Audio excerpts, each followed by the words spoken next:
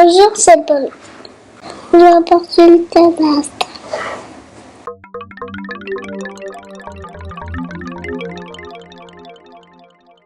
Allez, c'est parti, on va voir aujourd'hui comment importer le cadastre, mais plus précisément ou plus globalement, n'importe quelle image dans SketchUp et la mettre à l'échelle. Alors pour récupérer le cadastre, en fait ici je vais sur mon navigateur préféré, moi je vais sur le géoportail pour foutre le bordel dans un cabinet d'architecture. Vous demandez s'ils utilisent le géoportail ou cadastre.gouv.fr.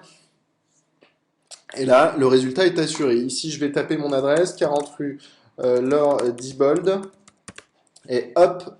Alors, il me trouve plusieurs résultats. Voilà, je suis à Lyon, je zoome, je zoome, je zoome, et là, je m'aperçois que j'ai un point rose à l'endroit qui m'intéresse. Donc, au lieu de mettre le 40, on va passer tout simplement au 50. OK. Ici, ensuite, on va cliquer sur les parcelles cadastrales pour voir le cadastre. Je rezoome à nouveau. Je passe en plein écran en cliquant sur ce point-là. Enfin, ça, c'est cadastre.gouv.fr.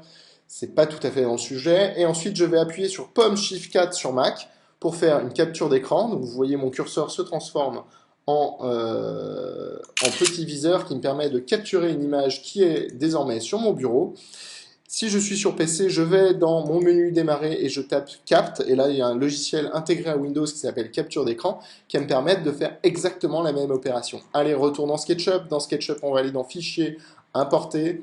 Ici, on choisit bien tous les fichiers d'images pris en charge. On choisit bien comme une image. Sur PC, je rappelle que cette sélection, elle est sur la droite. Et là, on va choisir notre cadastre qu'on vient de faire un instant. Ensuite, je fais un clic et un clic pour donner un facteur d'échelle à la grosse. Puis, ça me l'a importé comme une image. Alors, une image, on ne peut pas la redimensionner, on ne peut pas rentrer dedans. Donc, c'est pas pratique. Donc, on va faire clic droit, éclater.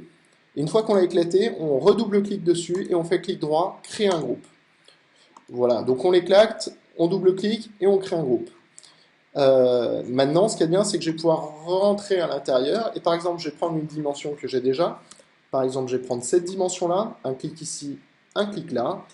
Et là, je m'aperçois de ma cote, c'est 77 mètres et 100 mm.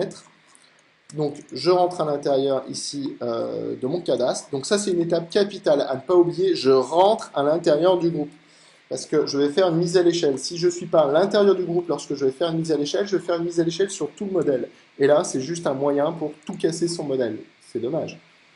Donc là, je clique, un clic, et je tape 77 100.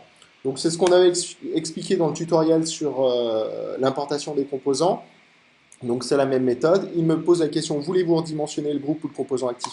On lui répond oui. Ensuite, barre d'espace, je clique à l'extérieur, je prends mon outil déplacé, un clic et je relâche. Et je vais venir positionner ici l'angle de mon bâtiment, précisément ici. Alors on va constater ici, c'est qu'il y a un petit problème d'orientation, c'est hyper fréquent. C'est juste que dans Google Maps, on n'a pas le même nord.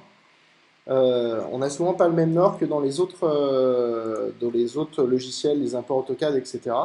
Donc on fait on a souvent une petite rotation à faire comme ça. Par exemple ici, je fais une petite rotation et là, vous voyez, je suis parfaitement aligné. Donc ce qu'on peut faire pour finaliser ça, on va aller dans Fenêtre, Calque. Et dans cette fenêtre 4, je vais cliquer sur plus et je vais l'appeler par exemple cadastre. Et mon groupe, et seulement mon groupe ici, je fais clic droit info sur l'entité, je vais dans ma liste déroulante et je coche cadastre. Voilà, comme ça j'ai mis mon cadastre sur un plan qui s'appelle cadastre. Je peux par exemple décider d'afficher ou non mon cadastre pour avoir mes parcelles cadastrales et pouvoir travailler simplement. Voilà, je vous remercie de votre attention. Comme d'habitude, il faut bien penser à s'abonner à notre chaîne YouTube pour recevoir la suite des prochains tutoriaux ou à la page YouTube pour être au courant de tout ce qui se passe dans l'univers SketchUp. Merci et à bientôt.